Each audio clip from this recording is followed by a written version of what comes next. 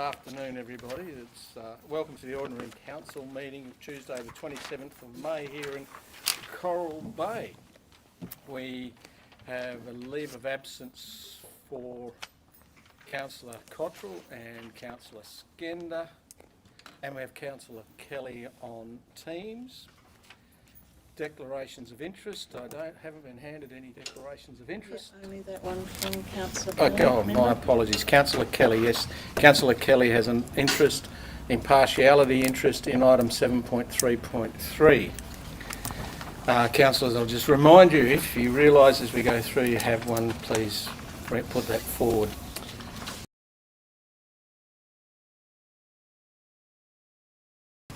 Questions taken on with us, and that acting CEO, Mr. Neil Hartley, sitting alongside me. Our new Executive Manager of Infrastructure, Mr. Colin Stanley.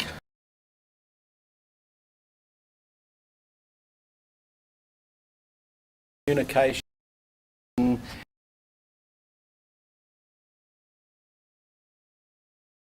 New members of the team on Teams, so welcome to those people. Moving right along, confirmation of minutes, items 4.14. Move, Mr. President, to move them on block, 4.1 and 4.3. So can you name those? Minutes of the Ordinary Council meeting 29th April 2025, 4.2 minutes of the Special Council meeting 5th of May 2025, and 4. Or not? No. Okay. No, just 4.1 to 4.3. So I have a seconder, please. Councillor Farina? Farina. Is there any debate on that, councillors? There being no debate, that's adopted unanimously. Mrs Hill, 5-0. We've moved that. And so now we're doing 4.4. Yep. Okay. No, we moved that we were going to do them on block. Now we have to adopt on block. Yeah. So can I have someone move that we adopt 4.1, 2 and 3 on block? Councillor Maslin. There been debate? No debate. That's adopted unanimously. Mrs Hill. Thank you. 6-0. Item 4.4. Do I have a mover, please? Councillor Maslin. Councillors. There being no debate, that's a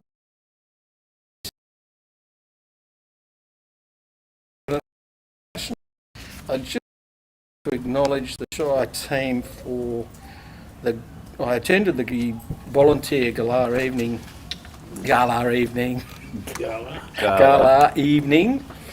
on Saturday evening for the volunteer awards event, which was a wonderful evening, a great event.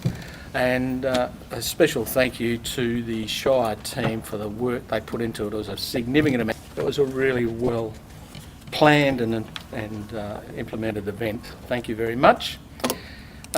Presentations, petitions and memorials. Mr. Paul Barron from the Byungu Aboriginal Corporation. You're up next.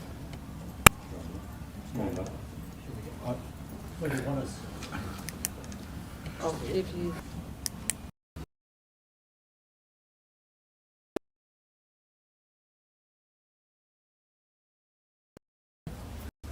Microphone? It'll be streamed, David, so if you put that on, everyone will be able to clear you.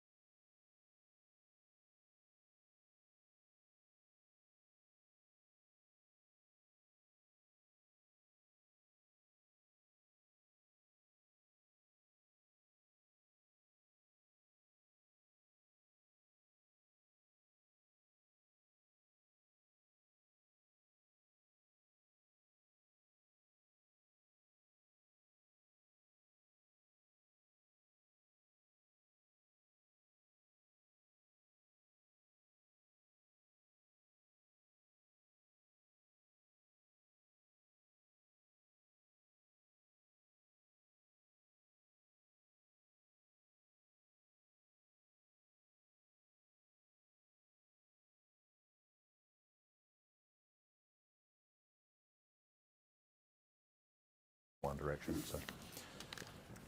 Does that make sense? You've spoken to that. Yeah. I should have pulled you up. You're quite right, Councillor Maslin. Councillor Kelly, you've got your hand up. Do you wish to speak for the motion? I've got a couple of questions, if I may, Mr. President.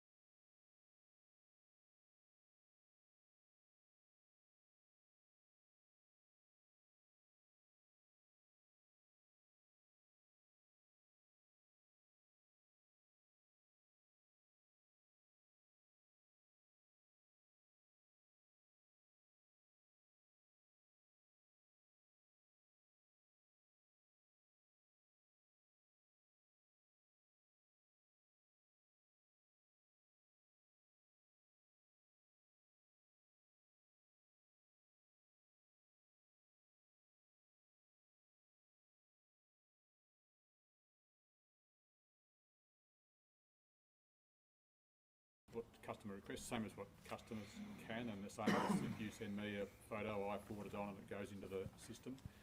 But it does come down, I guess, to the allowance, the budget allowance for footpaths.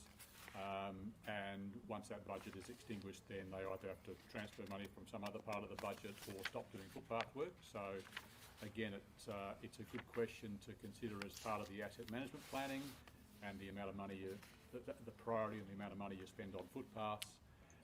And that percolates through the budget process in the main. The budget is the driver for that. I don't know whether the executive manager can add to that or not. He's more expert in the field of footpath, even though he hasn't been here that long, but he might have some added information he can add, perhaps if the chair is okay with that. Yep. I do understand there has been your awareness and areas that have been identified that are problematic. The team is actively working on that. I think there are some complications around the works, the proposed works, other than from a budgetary consideration that relate to infrastructure that's actually under the footpath that needs to be contemplated that may have some impact on the cost for the works that you're speaking to. So I'll take it on notice and provide some feedback around what is done, how it's registered, and the key areas that we understand to be at risk, and what the council is, what we are doing to address it. Heavy? You've got enough information? Yeah. Ripper, thank you. Okay, no further questions from members without notice? Being no further questions, item 11 is urgent business approved by the presiding member or by decision of council. Will the presiding member is approving the late item for the appointment of a consultant for the CEO's KPIs and performance review. This is a flow-on from the Management Review Committee meeting held yesterday, and also a flow-on from the earlier agenda item. So, councillors, with that, I think you've all had a chance to read it. Can I have a mover for that motion, please? Councillor B. Maslin. Seconder, please. Councillor Farina.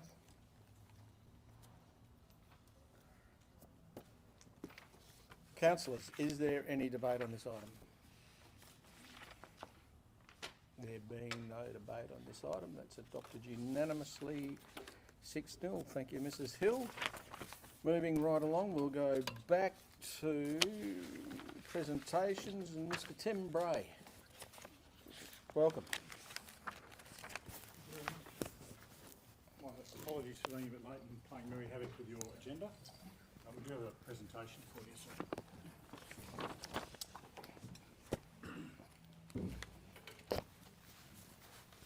Tim put his mic up just so people online can hear. I'm not sure I necessarily want people online to hear, but anyway. Less clear sometimes can be good.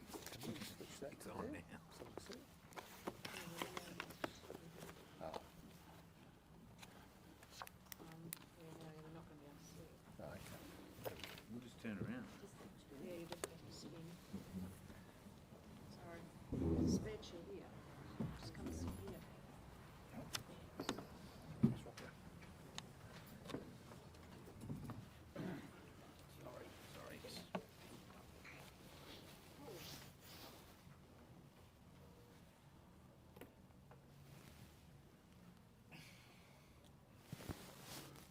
Give me a magic button, mate.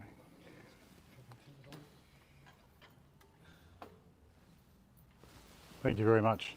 I'd like this to be as interactive as your meeting allows. It's probably the first of several presentations or conversations you need to have with council. This is a strategic planning year for the Development Commission, which means we'd normally start to ramp up our engagement with local governments around about now. But it's also the first time we've run a more comprehensive process than might be normal. So I'm just going to get the hang of the magic machine. Okay. My apologies to the Baingu people. This is of course Baingu country, but just acknowledging the traditional owners of the country on which we meet. And I'll skip through these quite quickly in respect to the time we've got. West Australian Regional Development, just so you're aware, is actually a unique model anywhere else in the world, and that's probably not too surprising given our very thin population and our extensive land area. There was an attempt in 2010 to go looking for a better model elsewhere in the world. They eventually came up with what we should model ourselves on the UK, where the average region has about 350,000 people in it, and there's 58 of them in a place that's half the size of Gascoyne. So luckily we didn't go ahead with that. We operate at the moment effectively under two ministers. I'll come back to that in a few moments. The Regional Development Commission Act, that's our statutory footing. There are 9 regions across the state, as you're probably aware, and the Development Commission reports through to a board with dual reporting lines from myself to that board and then on to the relevant ministers. And we've got officers, as you know, officers as in premises and people in both Carnarvon and Exmouth.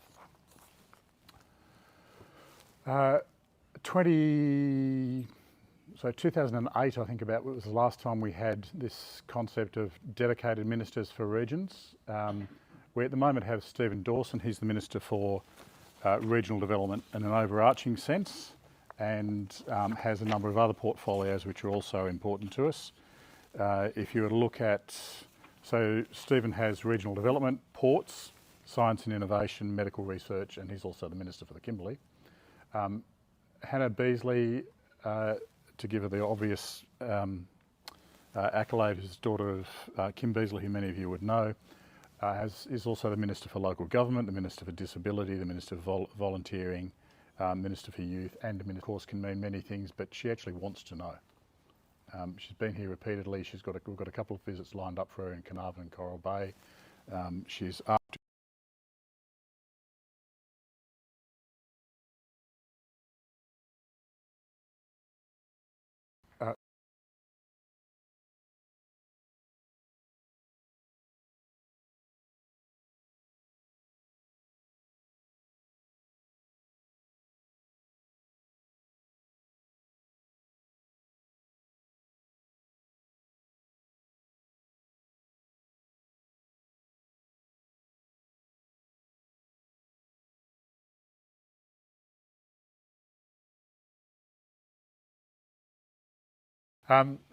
this is my team at the moment. So if you, not all of those people are full-time, and Richard Soppy up there, the Principal Regional Development Officer, is actually on a contract for the Drought Resilience Program. So it's a fairly small and tight team.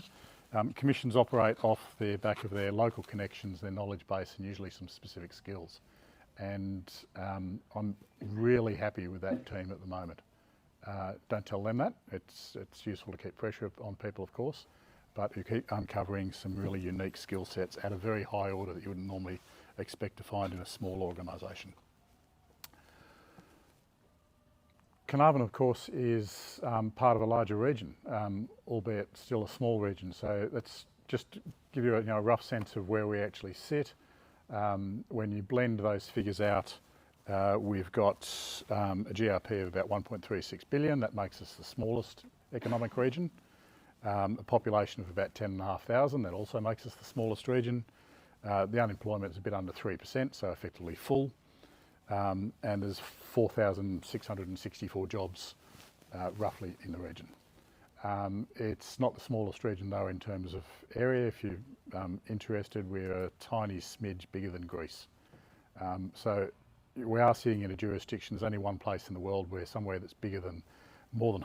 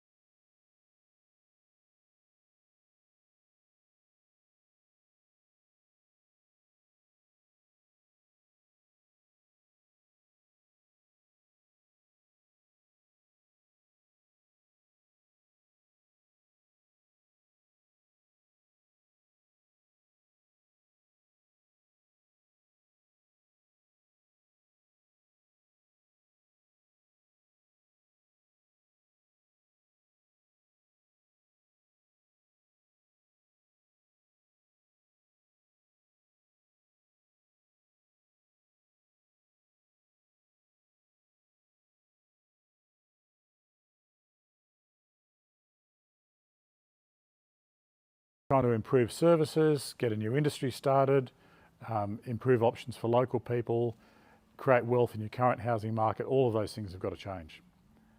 And I think it would be fair comment that policy in that space for decades has generally made the problem worse rather than better. Just by comparison, Exmouth's not an awful lot different, particularly when you look at the residential vacancy rate. Effectively what that says is people spotting the business opportunities we've just been talking about won't be able to find somewhere to live.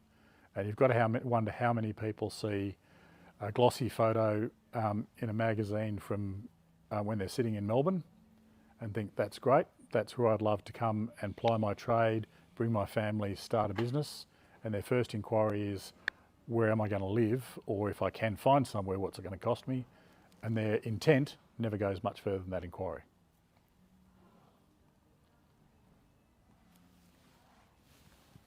I don't think that's quite the end. But it's close. So, what have I missed?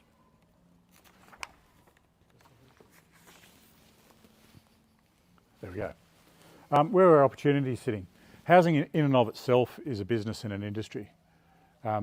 Building is one of the best employers in town. It generates consumption of goods, it generates income, it generates housing and factories and offices and all the rest of it. Housing and accommodation, and by the way, nearly all has to be done locally still. Lots of conversations about trying to do that remotely and 3D houses and all of those sorts of things. The industry is not terribly fast to take those up, sometimes for valid reasons, sometimes because they're just conservative, but eventually the vast majority of housing and accommodation hits the ground locally. I've used the term accommodation very deliberately. It's not just about houses. If it's a roof over somebody's head, from aged care to tourism accommodation to short stay to key worker to grow housing to social housing, we're generally short. Horticulture, so Frutico and the like, are getting to the point now where they'll be starting to employ people shortly, and that's probably the most significant growth, certainly an area that the industry's had in quite some time. And I still don't think has quite the profile it should have across the state as a food source, particularly for WA, but increasingly the East Coast as well.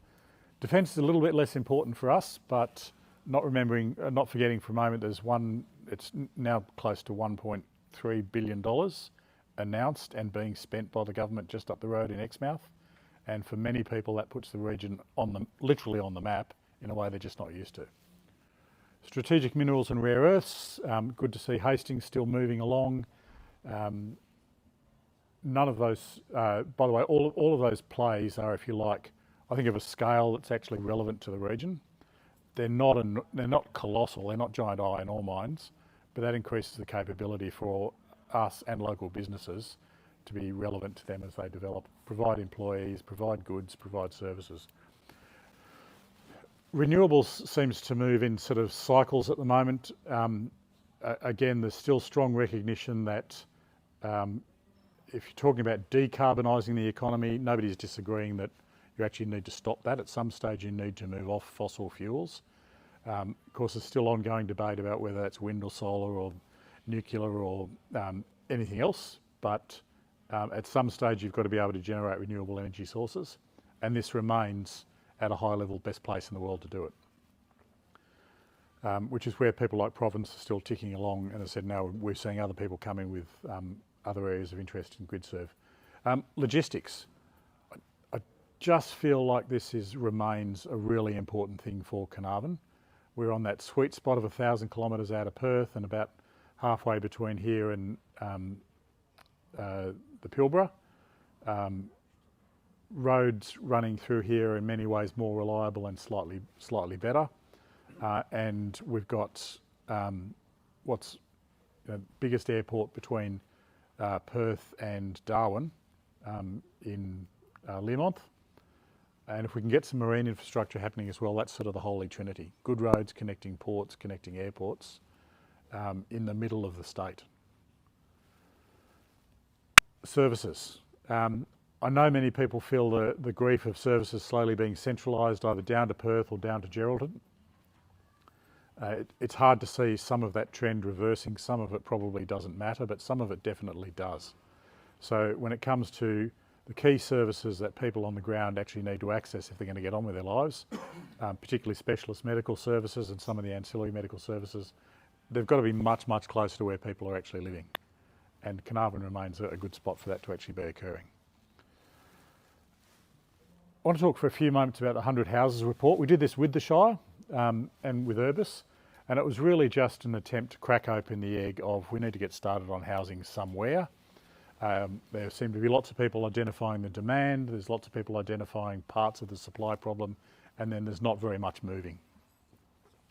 So 100 Houses was just pick a number, and we collectively picked 100, and suggested let's go looking for where the next 100 houses in Carnarvon might actually happen. And Carnarvon's got an awful lot going for it in this sense.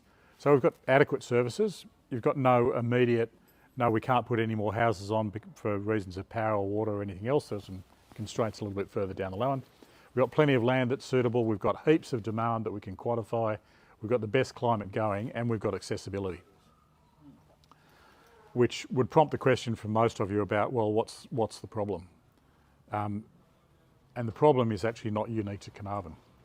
So that report investigates, there's actually 15 different opportunities around Carnarvon that's identified which could actually help us with accommodation. There's more than 4,500 lots, so 4,600 lots in that 4,036. I can read my own PowerPoint slide in a second. But there's private, there's grow accommodation, there's key worker accommodation, there's social and short stay. There are development opportunities at virtually every part of the scale. It addresses some of the structural barriers and the associated risks. It doesn't necessarily solve them for us. So we've got the key problem that everywhere in regional Australia has at the moment. Almost the day you build a house, it is less worth than it costs you to do. And that figure, by the way, is getting closer and closer to somewhere between 200,000 and 600,000, depending on exactly how many you're building and where you're building them and what type you're building. But it's not unique to Carnarvon, it's everywhere, and it would suggest that it requires a higher level of attention from government than it's currently getting. It also considers where the next 200 are coming from. So we've had more detailed conversations with the Shire in the last couple of months, particularly around the school sites and some of those other opportunities. And the further we dig into that with you, the closer we'll get to actually identifying these are the ones we actually need to get moving. But there's plenty of options there is I guess the key thing. I just want to go quick, I'm not going to spend a lot of time on this because this might well change. We've just seen what's technically a change of government and certainly a change of ministers, but those are the things we're required to focus on at the moment. I would expect they won't change very much. The priority might change a little bit. Current Premier is really keen on industry diversification. That's code for growing everything that isn't mining, on the assumption that mining can mostly take care of itself and will be pushed along. But quality of life and industry diversification in particular speak to how regional towns grow or do not grow. Unique problem for Perth at the moment. It's virtually the only city it is the only proper city in the biggest state in the country. And unlike every other state in the country, there's nothing to take the pressure off Perth as it grows. Long pipeline of projects. So again, the work we're doing here with Baingu, Dark Sky, doing some work down at Shark Bay at the moment, trying to get some decent facilities in around the stromatolites that haven't been there for 4 years, and looking at port developments up and down the pipeline. So all of those we play a role in, from the initial thought to progressing them with government, to trying to push them through the agencies that should be doing them, to participating in them, to working with people like councils to actually make them happen. Questions?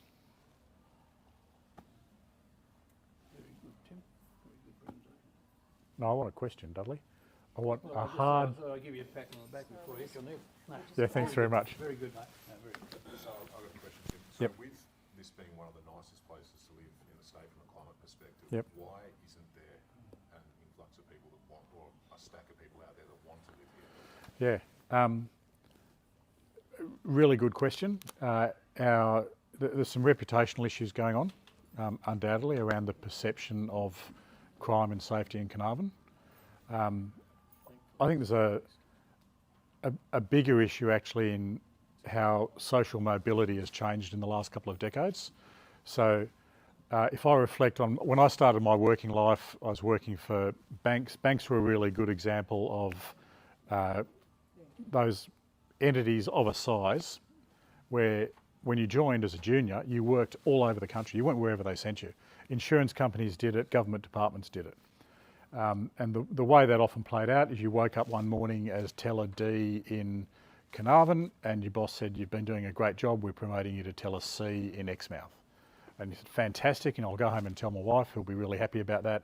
And the bank would move me and the family up to Exmouth and I get a promotion, Exmouth gets a new teller, somebody else moves into my slot and we're all very happy about that.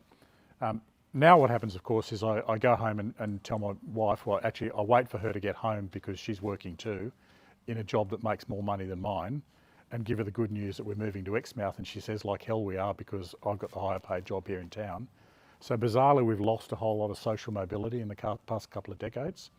So that issue of two people needing to manage their careers and where kids go to school and get services, in a metro setting, they can live in the one house for 40 years and all the rest of the stuff changes around them. It's much harder to achieve in a region. But we do have some perception issues.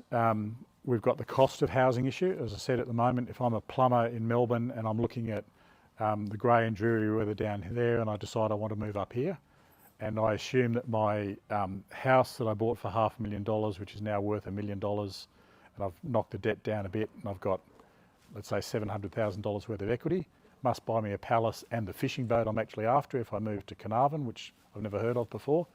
And by the time I do the sums, I'm going to have a bigger mortgage, not a smaller one. So not financially feasible? I think there are an awful lot about domestic economics which just don't work at the moment.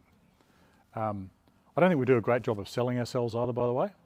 The next person who comes to me and tells me I need a new app to feel more socially connected to somebody, like seriously, move to a country town. And Carnarvon's not unique in that stretch. I guess there are also some concerns at the moment about things like air services. I actually So, thought that there was a slide you had up before, I think you had 5 challenges. Yep. Maybe one of them I thought could have gone on there would be isolation. yeah. If you forget about isolation a lot during the week because there's a Woolies down the road and you see the same things on television and your internet works and all that sort of stuff. When you want and need to be somewhere else, particularly if it's to access essential services, it's a challenge from here.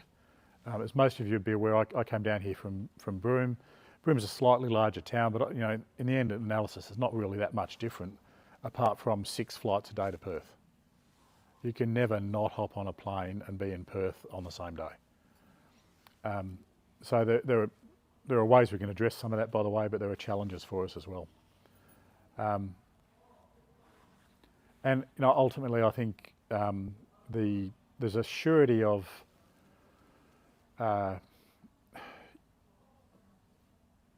if you bring the right skills and the right attitude to a country town, you will never be unemployed. Like, never. I don't think we sell that either.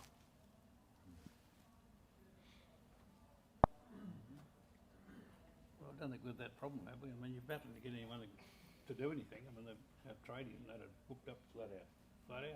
So I don't think employment's a problem.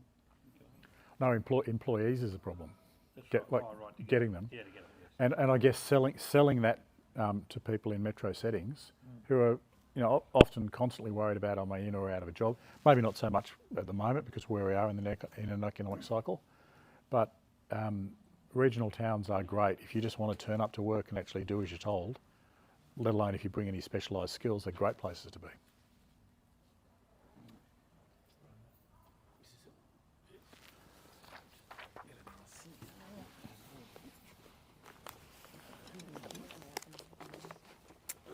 I thought I've been upstaged by. It started small, but if you look out the window now, it's just barely cranking up.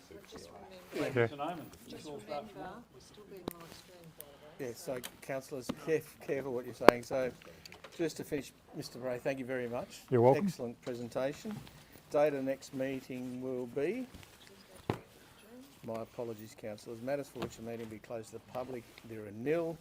Date of the next meeting will be the 24th of June in Carnarvon. And with that, councillors, we'll close the meeting. Thank you. Thank you.